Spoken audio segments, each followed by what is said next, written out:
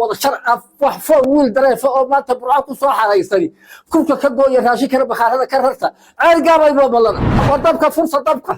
kiilay naga fursiya kay wataaba furta kol haday diideen nabadii niyuu ka noqon saaqow garxaajisow reer burcow hubkii la naga fursay kaysita too ayuu noqon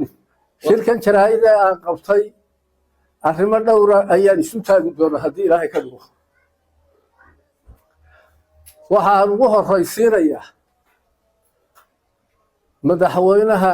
Soomaaliland Muuse Biixi Cabdi labada khudbadood ee uu aad u jeediyey ee difaaca dalka iyo doorashada waa hambalyeynaya waana ku baaltaagnay waxaan u dhaafayaa dalkii Somaliland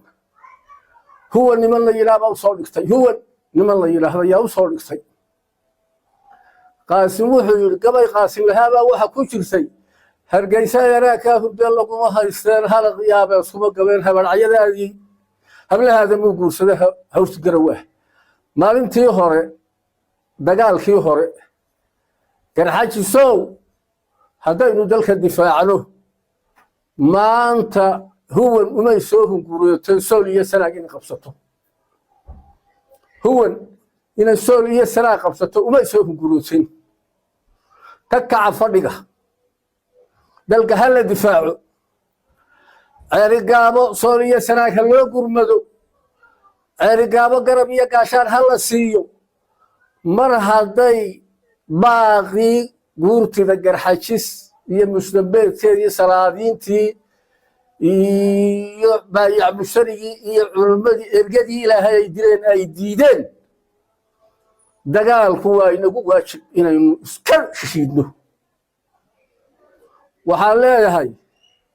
reer burcow haadiyay baabuurkii four wheel drive ee habariyoon suugadeeba gooya saaka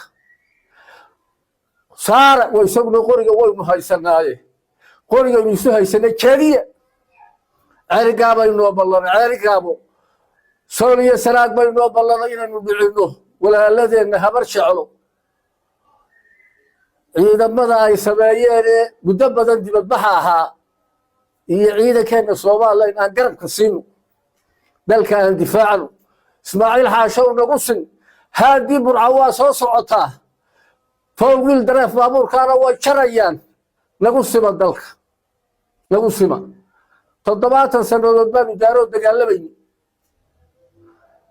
wali xabada iyadu burbaha tabay taaban kuwaanu dagaalabayna waa ku walaaloway